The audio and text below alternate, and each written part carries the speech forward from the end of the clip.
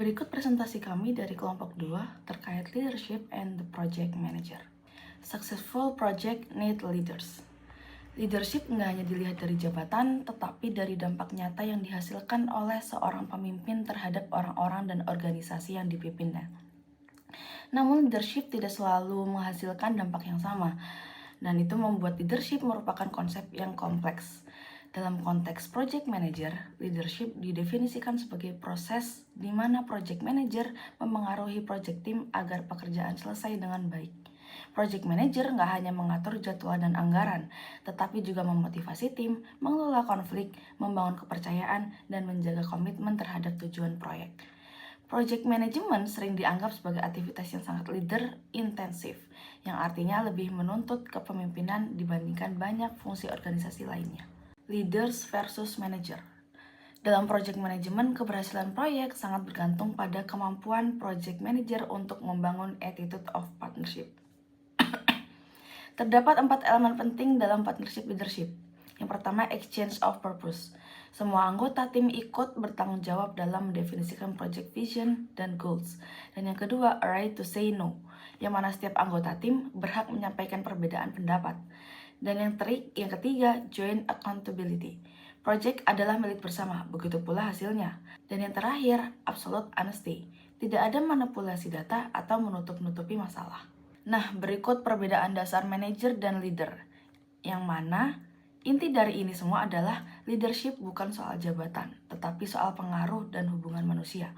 Kita lanjut membahas terkait gambarnya. Gambar tersebut menggambarkan leader adalah sosok yang do the right thing, develop new process and others, yang sesuai dengan konsep leadership sebagai partnership, inspiration, dan change.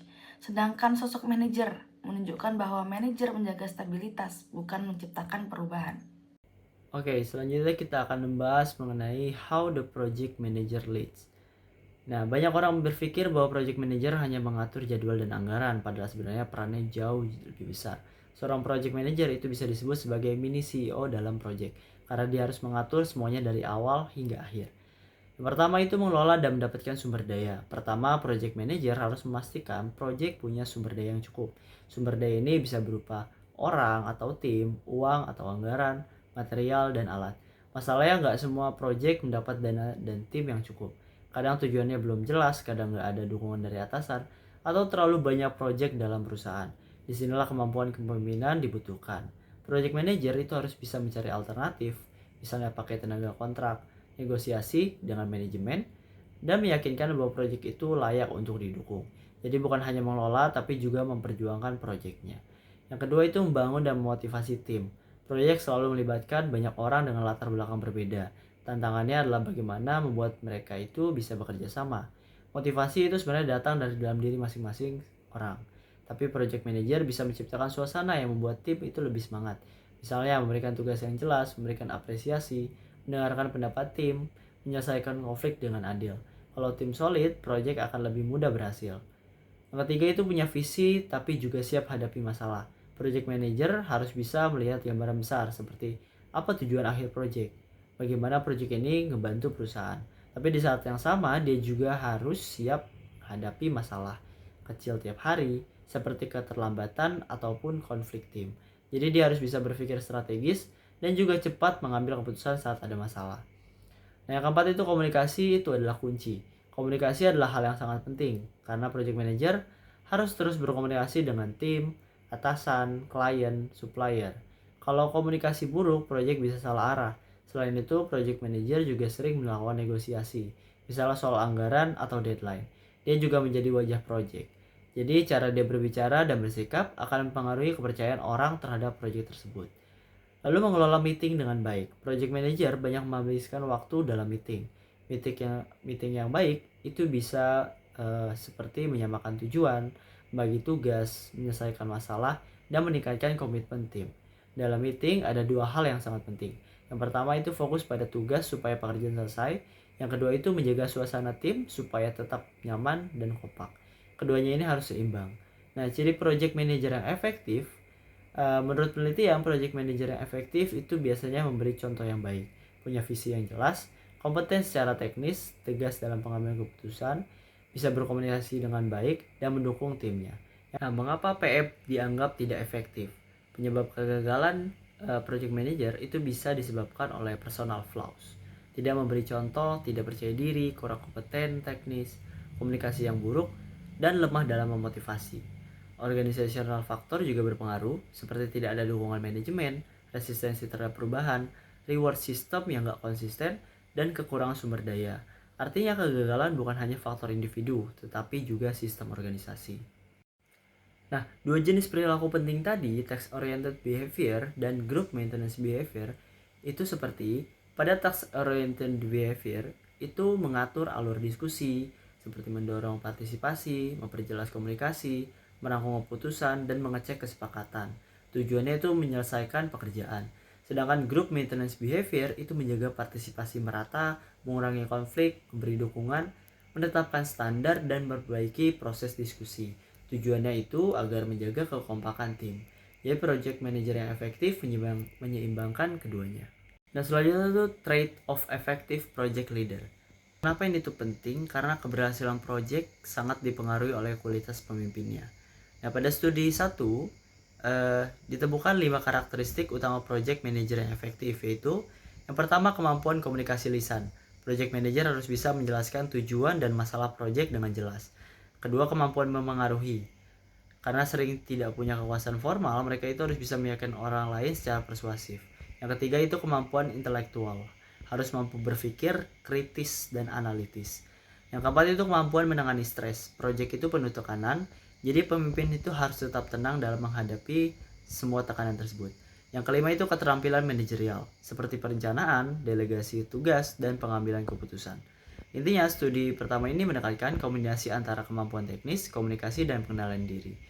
Selanjutnya itu studi 2. Studi kedua ini menyoroti 5 karakteristik lain yang gak kalah penting. Yang pertama itu credibility, apakah pemimpin dipercaya oleh tim dan organisasi. Yang kedua itu creative problem solver, yang mampu menganalisis dan menyelesaikan masalah secara kreatif.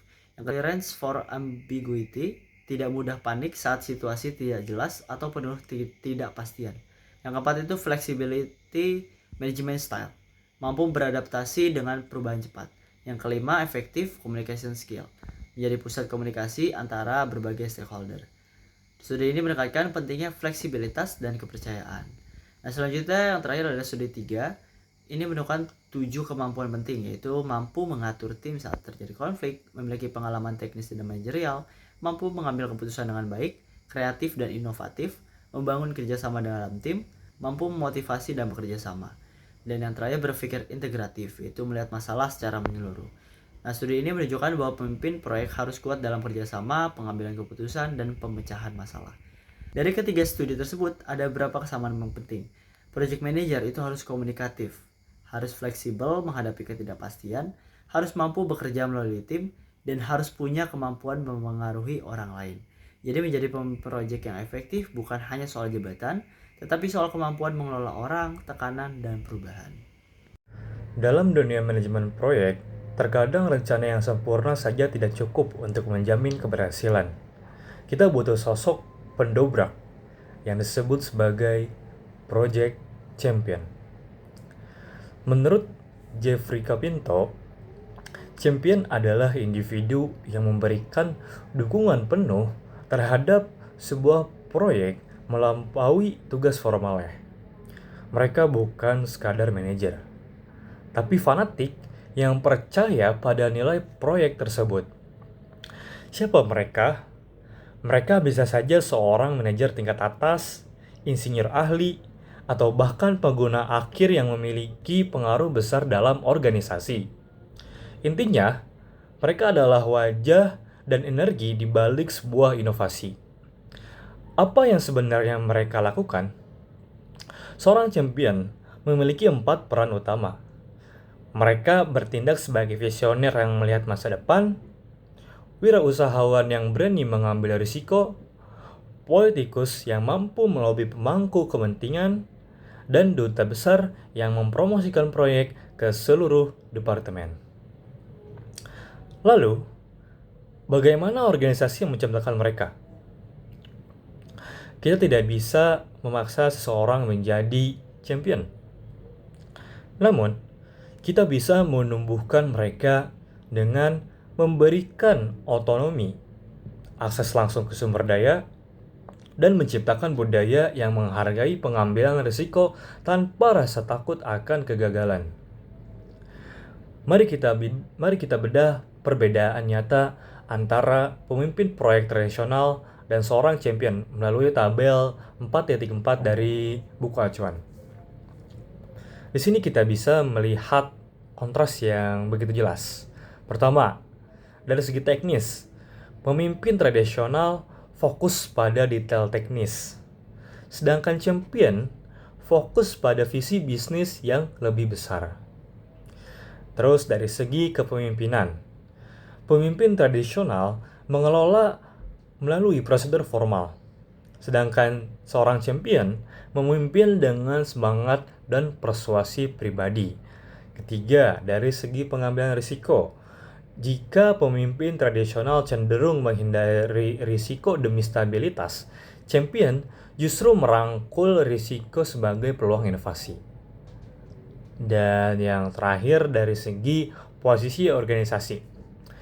Pemimpin tradisional biasanya berada di jalur komando resmi, sementara champion seringkali bergerak secara informal melintasi batas-batas departemen.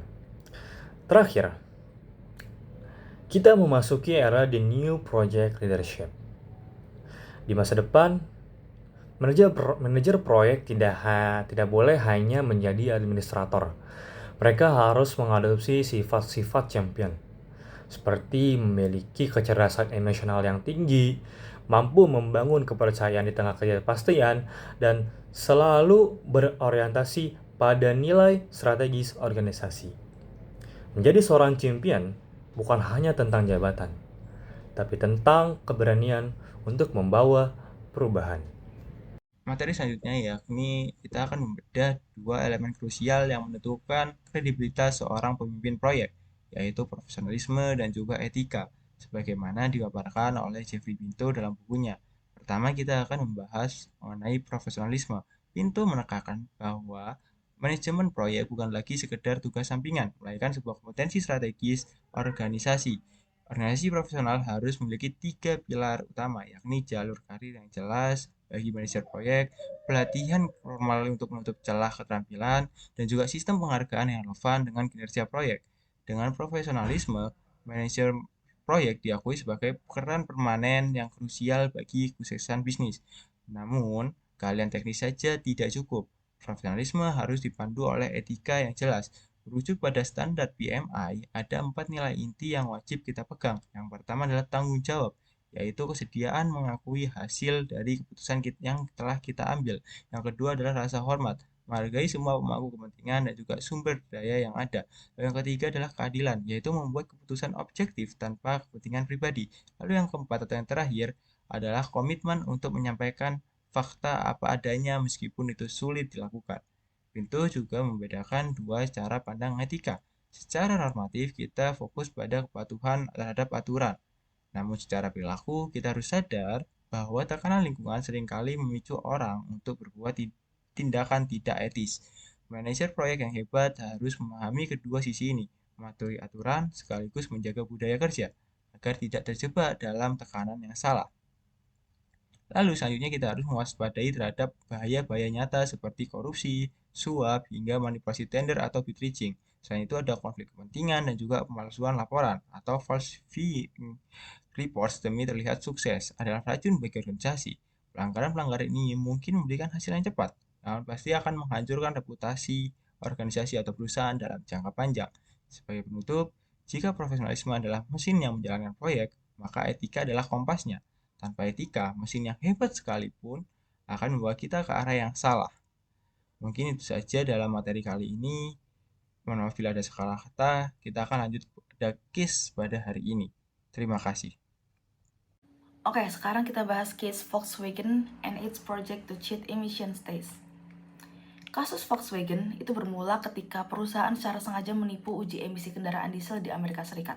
Alih-alih mendesain mesin yang benar-benar memenuhi standar emisi yang semakin ketat, manajer Volkswagen memutuskan menggunakan DVID device, yaitu software tersembunyi yang mampu mendeteksi saat mobil sedang diuji di laboratorium.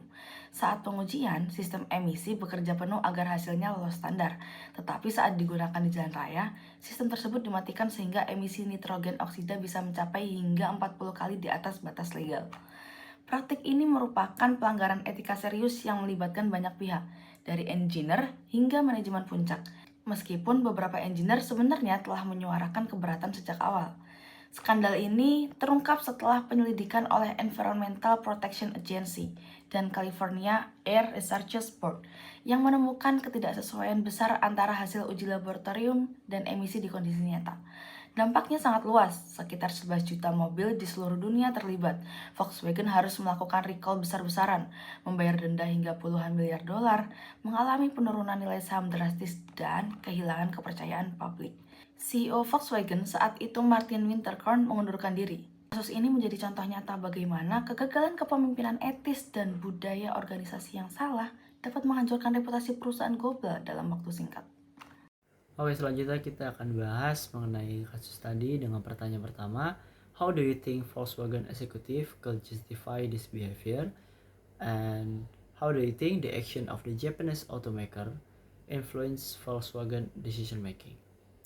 Nah, eksekutif Volkswagen kemungkinan membenarkan tindakan tersebut karena tekanan besar untuk menjadi produsen mobil nomor 1 dunia dan memenuhi standar emisi yang ketat tanpa menurunkan performa mesin diesel. Mereka mungkin merasa bahwa manipulasi software adalah solusi cepat untuk menjaga penjualan, reputasi, dan daya saing. Selain itu, dalam budaya organisasi yang sangat berorientasi pada target, kegagalan bisa dianggap tidak dapat diterima. Dalam kondisi seperti itu, manajemen bisa saja melihat tindakan ini sebagai strategi bisnis, bukan sebagai pelanggaran etika. Nah, tindakan perusahaan Jepang seperti Mitsubishi, Suzuki, dan Nissan bisa saja memberi pengaruh nggak langsung. Beberapa dari mereka ternyata udah ngelakuin manipulasi ini tuh sejak lama banget tanpa terdeteksi. Nah, jika praktek seperti ini dianggap umum di industri dan tidak langsung mendapat sanksi, Volkswagen mungkin menilai bahwa risiko ketahuannya itu rendah. Nah, hal ini bisa memperkuat keyakinan bahwa manipulasi adalah cara untuk tetap kompetitif. Namun tetap saja keputusan akhir pada manajemen Volkswagen itu karena mereka secara sadar memilih untuk melanggar aturan. Bagaimana tanggapan Anda secara pribadi jika Anda adalah anggota tim proyek yang mengembangkan perangkat yang dirancang untuk menipu pengujian lingkungan? Bagaimana jika Anda adalah satu-satunya penopang keluarga besar dengan 3 anak yang masih kuliah? Oke, bayangkan Anda adalah bagian dari tim teknik yang diminta merancang perangkat lunak untuk menipu tes emisi. Secara teknis, ini mungkin sebuah prestasi, tapi secara etika, ini adalah pelanggaran berat terhadap kepercayaan publik dan hukum lingkungan. Apa yang akan Anda lakukan? Situasinya menjadi jauh lebih sulit saat Anda adalah tulang punggung keluarga dengan 3 anak yang sedang kuliah. Di dalam buku, diingatkan bahwa etika seringkali diuji dalam tekanan. Namun, standar profesional menegaskan bahwa tugas seorang manajer proyek bukan hanya menyelesaikan target, tapi juga bertindak jujur. Menuruti perintah yang salah demi keamanan finansial sesaat justru bisa menghancurkan karir jangka panjang Anda saat skandal tersebut terungkap. Mungkin jawaban etisnya adalah mencoba melakukan diplomasi internal dengan menyatakan keberatan secara profesional, atau jika gagal, melakukan whistleblowing. Karena pada akhirnya, kepemimpinan proyek yang sejati dibangun di atas integritas, bukan hanya sekadar kepatuhan pada perintah yang melanggar hukum. Pertanyaan terakhir pada kasus Volkswagen yakni apa pesan moral dari kisah ini bagi kita sebagai profesional? Pesan moral pertama yakni integritas teknis tidak boleh dikalahkan oleh ambisi bisnis. Di Volkswagen, para insinyur menggunakan DVID device untuk mengakali aturan demi performa. Pelajarannya, jangan pernah mencari jalan pintas ilegal untuk menutupi ketidakmampuan teknis. Sekali Anda berbohong pada data, Anda menghancurkan karir Anda sendiri dan juga reputasi perusahaan Anda. Pesan moral kedua yakni kepatuhan pada atasan tidak menghapuskan tanggung jawab moral pribadi. Meski diperintah manajemen, seorang manajer proyek terikat profesional pada kode etik PMI, yakni tanggung jawab dan juga kejujuran. Diam pada instruksi yang salah adalah bentuk keterlibatan. Profesionalisme sejati menuntut keberanian untuk berkata tidak pada praktik yang merusak publik. Akhirnya, kehancuran reputasi Volkswagen membuktikan bahwa etika adalah investasi jangka panjang. Profesionalisme tanpa etika hanyalah mesin penghancur. Jadilah pemimpin yang tidak hanya mengejar hasil, tapi juga menjaga kehormatan profesi. Itu saja dari kasus pada kali ini. Jika ada pertanyaan, bisa ditanyakan setelah presentasi. Mohon maaf bila ada salah kata. Wassalamualaikum warahmatullahi wabarakatuh.